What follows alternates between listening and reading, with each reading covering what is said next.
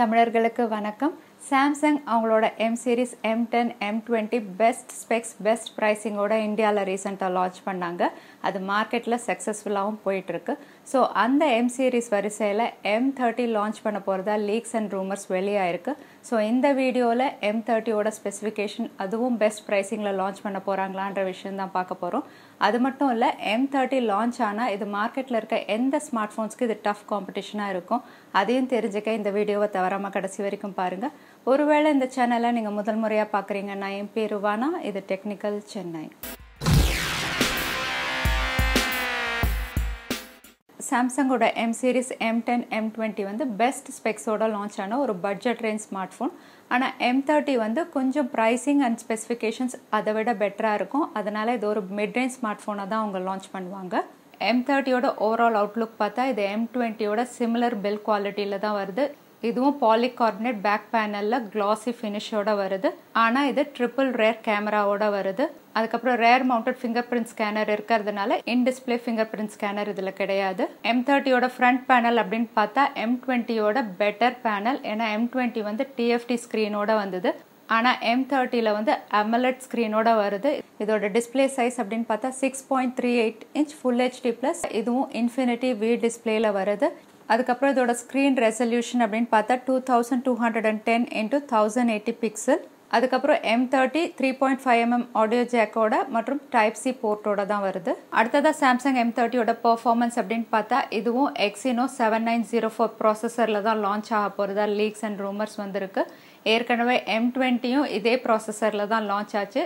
ஒரு budget category smart ஃபோனில் use பண்ணியிருக்க அதே ப்ராசஸர் ஒரு மிட்ரேஞ்ச் ஸ்மார்ட் ஃபோனுக்கும் யூஸ் பண்ணி லான்ச் பண்ண போகிறது கொஞ்சம் டிசப்பாயிண்டிங்காக இருக்குது. இந்த Exynos 7904 நம்ம ஸ்னாப்ட்ராகன் ப்ராசஸரோட கம்பேர் பண்ணி பார்க்கணுன்னா ஸ்னாப்ட்ராகன் 636 இல்லைனா 660யோட நம்ம கம்பேர் பண்ணிக்கலாம்.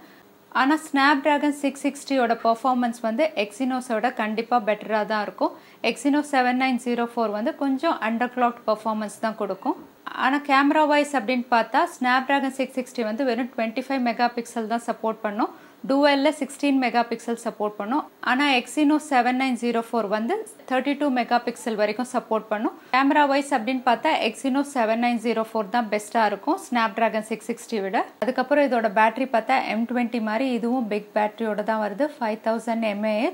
அது மட்டும் இல்லை, இது டைப் சி போர்ட்டோட வருது. அதுக்கப்புறம் ஃபாஸ்ட் சார்ஜிங்கும் இது சப்போர்ட் பண்ணுது.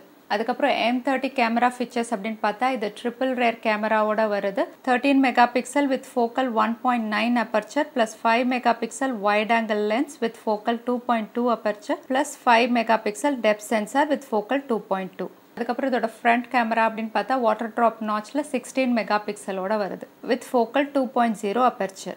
M30யோட கனெக்டிவிட்டி ஆப்ஷன்ஸ் அப்படின்னு பார்த்தா இது USB டைப் சி போர்ட்டோட வருது.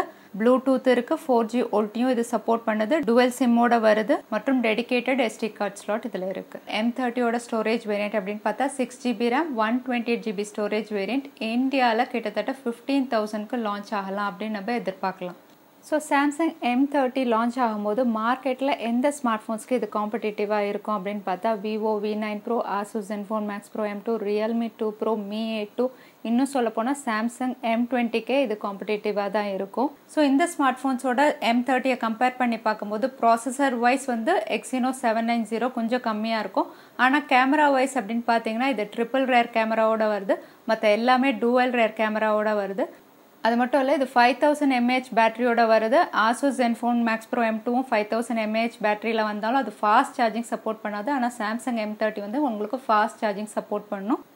அது மட்டும் இல்லை, சாம்சங் M30ல வைட் ஆங்கிள் லென்ஸ் இருக்குது. அதுக்கப்புறம் இது AMOLED டிஸ்பிளேயோட வருது. ஸோ கண்டிப்பாக டிஸ்பிளே எக்ஸ்பீரியன்ஸ் வந்து சாம்சங்கில் தான் பெஸ்ட்டாக இருக்கும் இந்த ஸ்மார்ட் ஃபோன்ஸோட கம்பேர் பண்ணி பார்க்கும்போது. So processor and performance wise அப்படின்னு பார்த்தா சாம்சங் M30யை விட இந்த ஸ்மார்ட் ஃபோன்ஸ் கொஞ்சம் பெட்டராக இருந்தாலும் கேமரா அப்படின்னு பார்க்கும்போது ட்ரிபிள் ரேர் கேமரா மற்றும் வைட் ஆங்கிள் லென்ஸோட சாம்சங் தான் பெஸ்ட்டாக இருக்கும்.